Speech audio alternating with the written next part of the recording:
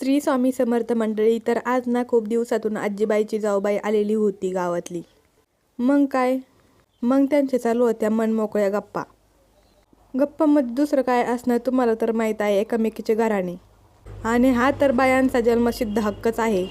त्याच्यासोबतच आजीबाईचा चालू होता इकडे स्वयंपाक. तर तिला ना आज भाज्याची कढी बनवायची होती, त्यामुळे तिनं भाज्याचं पीठ कालवून घेतलं आणि भजे काढले. त्याच्यानंतर काही पापड पण तळले होते आणि गप्पा तर चालूच होत्या. मग तिने छान अशी मोहरी जिरे टाकून कढीपत्ता वगैरे टाकून ना खूप छान अशी कढी बनवली.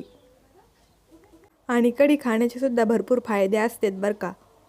आजीबाईची कढी उकळलेली होती, मग तिनं त्यामध्ये भजे टाकून घेतले आणि आपल्या आजीबाईची कढी झालेली होती आणि टेस्टला पण खूपच छान झालेली होती बरं का. आणि यांच्या गप्पामध्ये ना सुनांचे घराणे चालू होते बरं का. तुम्हाला एक्सप्रेशन बघून कळलंच असेल. आणि इकडे आमचे आजोबा बसलेले होते त्यांच्या मित्राबरोबर उन्हाला गप्पा मारत. चला मंडळी, व्हिडिओ आवडला असेल तर लाईक करा.